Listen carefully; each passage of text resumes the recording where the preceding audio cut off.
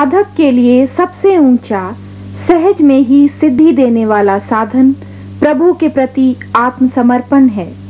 भगवान के चरणों में अपने आप को सौंप देना ही सारे शास्त्रों का गुप्त रहस्य और समस्त साधनों में अंतिम साधन है। इस रहस्य का विवेचन स्वामी सुदर्शनाचार्य जी के शब्दों में सुनिए। मैं जहाँ से आया हूँ, ईश्वर अंश जीव अविनाशी, मैं उस परमात्मा के यहाँ से आया हूँ, इसलिए मैं उसी का हूँ और वहां से कोई निकालने वाला मुझे नहीं है। क्या लाखों लाखों महाप्रलय हो जाए पर वहां प्रलय नहीं होती है। वहां राग नहीं, द्वेष नहीं, ईर्ष्या नहीं और धक्का नहीं दिया जाता। न तद्भासयते सूर्यो न शशांको न पावकः यद गत्वा निवर्तन्ते तद्धामः परमं मम। वो ऐसा परम धाम है जहाँ सूर्य चंद्रमा पहुंच नहीं सकता, काल की गम्यता नहीं हो सकती और यम की गम्यता नहीं हो सकती। उस महान लोक के हम वासी हैं और वो लोक ही हमारे लिए सदा से रहा है, रहेगा और है भी और था भी। भूत भविष्य वर्तमान ये इसमें हम नहीं थे, वहां तो हम सदा ही रहते हैं। इसलिए उसी लोक का गमन करना चाहिए जिस लोक में हमको सदा वास करना हो, हमारा जीवन यापन जहां होता हो। ऐसा लक्ष्य हम बना लें। लक्ष्य तो आप लोग बिल्कुल निश्चय बना चुके हैं। ये गत सत्संग में भी मैंने कहा कि आपका लक्ष्य बिल्कुल बन चुका। अगर लक्ष्य नहीं बनता तो इस बीहड़ जंगल के अंदर मेरे ख्याल में अपन दूर से आते हैं तो प्रातःकाल 4 बजे ही उठ जाते होंगे, तो टट्टी पेशाब स्नान इत्यादि करके घंटे 2 घंटे का मार्ग तय करके 7 बजे 6 बजे पहुंचते। इसलिए लक्ष्य तो बन गया और ये लक्ष्य बनना ही परमात्मा की प्राप्ति का प्रथम साधन बन गया। सत्यनारायण भगवान की कथा तो आप लोग सुनते ही हैं, सुनते जरूर हो गए। तो वहां लिखा है उस ब्राह्मण के लिए तस्य निद्रा न लब्धवान, उस ब्राह्मण के लिए रात्रौ निद्रा न लब्धवान। सदानंद नाम के ब्राह्मण ने जब ये सुना कि सत्यनारायण के कथा करने से मुझे सुख मिलेगा, तो उस रात्रि को उसको नींद नहीं आई। रात्रौ निद्रा न लब्धवान, उसको रात्रि भर नींद नहीं आई और वो एक ही विचार करता रहा कि मुझे प्रातःकाल होते ही उन भगवान का व्रत करना है। उसकी 80% भक्ति तो प्रातःकाल होते होते तक हो गई, क्योंकि रात्रि भर वो सोचता ही रहा।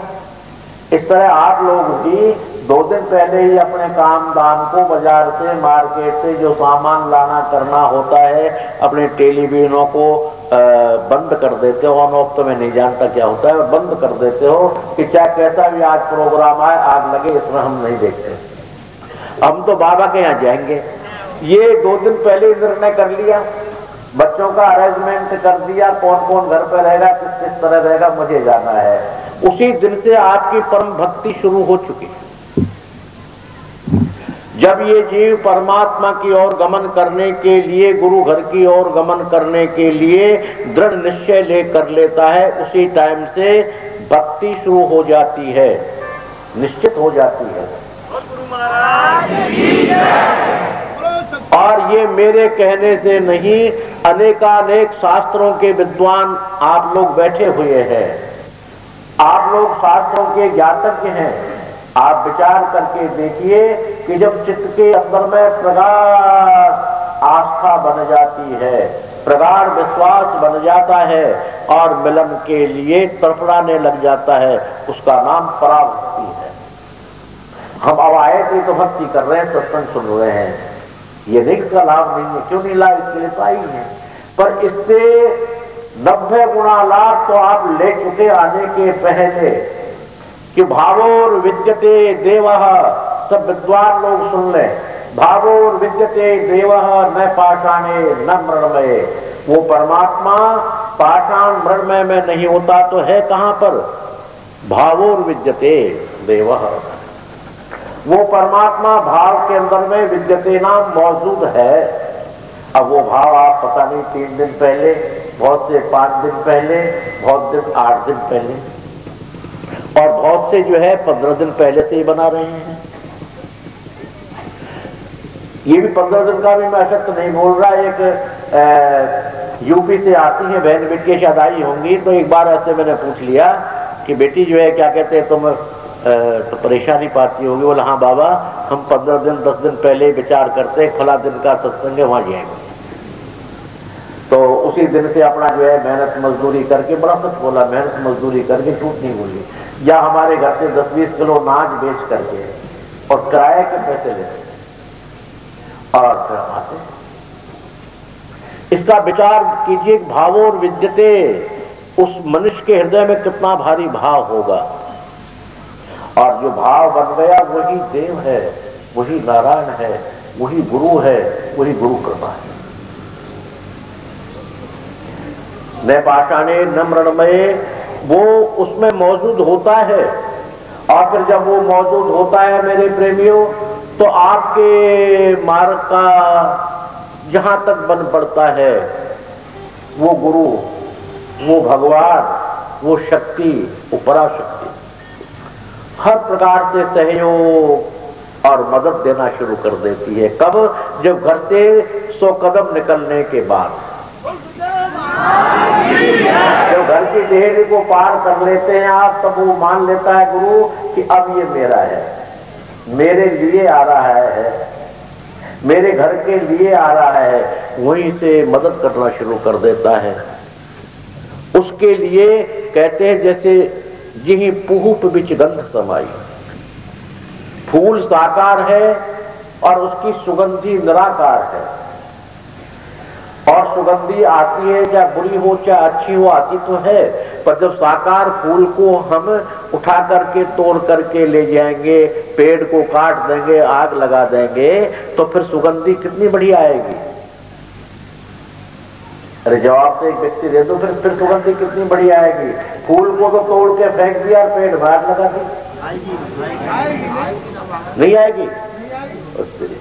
इसी तरह हमारा भारतवर्ष आध्यात्मिक जगत से सूना होता चला जा रहा है। जो परमात्मा का भाव है, जो परमात्मा का रूप है, उसमें तो आग लगा रहे हैं, तोड़ा जा रहा है, मूर्ति पूजा को नष्ट किया जा रहा है और उसकी सुगंधी को लेना चाह रहे हैं। मेरे प्रेमियों, क्या बुद्धिमानी है या बेवकूफी है? बोला नहीं कोई भी। क्यों? अब वो साकार के बिना निराकार नहीं हो सकता। साकार के अंदर ही तो गंध है, साकार के अंदर ही तो लाइट है। साकार के तमसो मां ज्योतिर्गमय, उस ज्योति की ओर गमन कर, तत्भूर्भुवः स्वः, यही तो बोलते हैं ना, भूर्भुवः स्वः। आकाश, पाताल और स्वर्ग 3 लोक है। तत्सवितुर्वरेण्यम, उनमें समान भाग से वरेण्य नाम पूरा हुआ। क्या पूरा हुआ? भर्गो देवस्य, प्रकाश रूपी देवता, धीमहि धियो यो नः, ये बुद्धि तो स्थिर होकर के उसकी ओर निश्चित गमन कर। किसकी ओर गमन कर? यो। इसमें यो शब्द जो है महत्वपूर्ण शब्द है। यो यो नः, यो नाम, जो नाम निश्चय करके वो है, उसकी ओर गमन कर। कौन है? जो प्रकाश को देने वाला देवता है। नहीं वो प्रकाश है, प्रकाश स्वयं में प्रकाशित नहीं हो सकता। लोग कहते हैं सूर्य की उपासना के लिए ये गायत्री मंत्र है, बिल्कुल गलत है। सूर्य उपासना के तो अलग मंत्र है। आकृष्णे नर्दता वर्तमानो निवेशयन्न मृतम मृतंच हिरण्य येन सविता रथेना देवो याति भुवनानि पश्यन्न। सूर्य के मंत्र तो अलग है, इसको ब्रह्म गायत्री कहते हैं। नहीं वो सूर्य, ब्रह्म गायत्री क्या सूर्य की उपासना की जा सकती? बिल्कुल। यो नः, जो निश्चय करके प्रकाश देता है। अब प्रकाश को देने वाला कोई तो होगा ही। अरे सूर्य और चंद्रमा मान लिया प्रकाश देते हैं, परंतु ये बहुत सिद्धांत से बहुत पहले निर्णय हो चुका है। सनलाइट, मूनलाइट, चंद्रमा की रोशनी है, सूर्य की रोशनी है, पर ये दोनों चोर हैं। कहीं से रोशनी पैदा लेते हैं, कहां से लेते हैं? डिवाइन लाइट, वो सुप्रीम लाइट और है जिससे ये प्रकाशित हो रहे हैं। और वो डिवाइन है कौन? उसकी ओर ही गमन करना ये मनुष्य की सार्थकता है, चरित्रता है, मानवता है। ये अर्थात मानव का आना सफल तभी हो सकता है कि जो अनन्य प्रकार की ज्योतियों को देने वाला है उसकी स्मरण करे, उसकी सेवा करे। उसकी सेवा और स्मरण के बिना मेरे प्रेमियों लाइट क्या कर लेगी? मुझे समझाइए आप लोग, लाइट क्या कर लेगी? आप अपनी गाड़ी की लाइट को जलाकर देखते रहें और लाइट पर चढ़कर ये कहते हैं कि हे लाइट देवी जी, आप मुझे दिल्ली पहुंचा दीजिए। ये सब अपने बाजे वाजे इंस्ट्रूमेंट लेकर के लाइट जलाकर कहते हैं गुरु जी का जरूर जल्दी जाना है गाने के लिए और भजन हम सुनाएंगे बाबा के लिए, चल चल जल्दी चल। किससे कह रहे हैं? लाइट से। और लाइट तुमको यहाँ पहुंचा देगी? फिर नहीं पहुंचाएगी। और गाड़ी में बैठ गए तो पहुंचा देगी। और जब गाड़ी को लेकर तुम आए तो क्या लाइट को घर पे छोड़े? गाड़ी के साथ ही चलती ना लाइट। इसी तरह वो परमात्मा ज्योतिर्मान है, ज्योति स्वरूप है, वो ब्रह्म है, परम ब्रह्म है, वो साकार है, सगुण साकार है, सगुण निराकार है, पर सगुण है। और वो सगुण ही परमात्मा परब्रह्म, जिसके अनेकानेक नाम हैं। गुण नाम है, कर्म नाम है, अनेकानेक हैं। जैसे बाबा नानक साहेब जी से कहा कि नानक तुम चिंता क्यों करते हो? उनको चिंता हो गई कि मैं किसका स्मरण करूं, किसका भजन करूं, बड़ी गड़बड़ बात हो गई। राम को भजू तो मेरे शंका हो गई कहीं कृष्ण नाराज न हो गया, कि बचपन से तो मैंने कृष्ण भजा, अब राम को भजू तो झगड़ा न हो जाए दोनों, या गोविंद को भजू तो झगड़ा न हो जाए, गोवर्धन धारी कहूं तो झगड़ा न हो जाए। लड़ाई से डर करके चुप हो जाता है आदमी, कौन से भगवान को भजूं? ये शंका हो गई। पर बाबा से कह रहे हैं उनके गुरु, हे नानक, राम रामा राम रामा राम रामा और धारिये, गोविंद केशु मदन गोपाल एक खन न बिसारिये। परंतु नानक मैं तुझसे एक बात कहता हूं, वो सुन ले। उस परमात्मा को प्रार्थना करके कहता हूं, बिनवंत नानक सर्वे रस कर्ता भोक्ता एक नारायण। सब रसों का कर्ता और भोक्ता एक ही नारायण है, दूसरा नहीं हो सकता। ये उसके रूप है राम, कृष्ण, गोविंद, माधव, मुकुंद, कृष्ण, गोवर्धन। गोवर्धन पर्वत को धारण किया तो गोवर्धन धारी हो गए, मुरली धारण की मुरलीधर हो गए। माखन चोरा तो माखन चोर नाम से हो गए, थोड़े सांवले रंग के थे तो कृष्ण हो गए। श्रीनाम पापों का है, पापे काले करतूतों को नाश करने वाले का नाम कृष्ण हो गया। सारंगधर, गिरधर, गोवर्धन, मुरलीधर सब वही हो गए, है एक ही।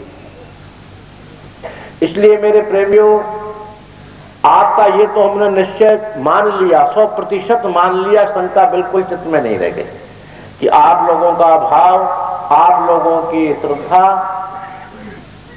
उस परमात्मा के प्रति, इस बाबा जी के प्रति नहीं बनी, ऐसा तो नहीं माना जा सकता। बन तो गई, ये तो निश्चित है।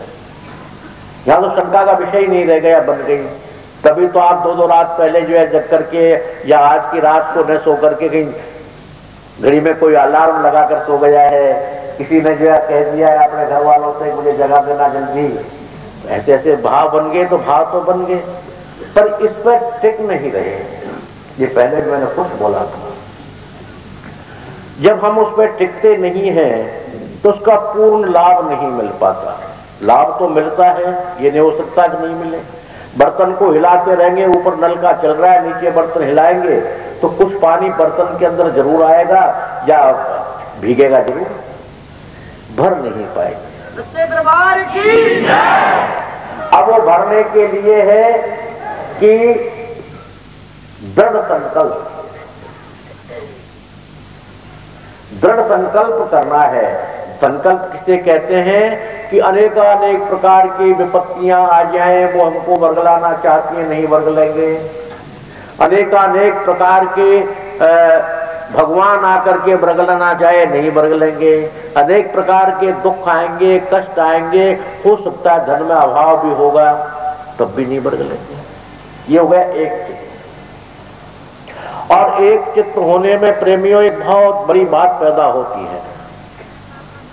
आप ये देखते हैं जितने अंडे होते हैं उनको उनकी माताएं अपनी छाती का सेक दे करके पकाती हैं। मुर्गी हो गई, जो अंडे देने वाले जितने भी जानवर हैं, वो बिना छाती की सेक के बिना पक नहीं सकते। परंतु कछुआ को देखिए, जो जल से 10 फीट की दूरी पर कम से कम नहीं 20 फीट दूरी पर अंडा रखता है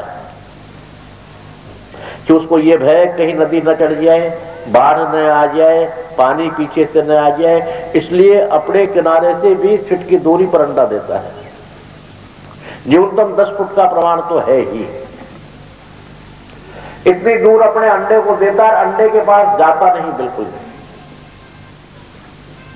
करता क्या है, उस गंगा में या उस जमुना में या उस पोखर में या उस भोड़ में जहां वो रहता है, उसके किनारे पे आकर के और दृढ़ प्रतिज्ञा लेता है, संकल्प लेता है, और दृढ़ संकल्प लेकर के उस बच्चे को इस तरह देख, बच्चा कहाँ है उसमें अंडा, अंडे को यूं देखता है,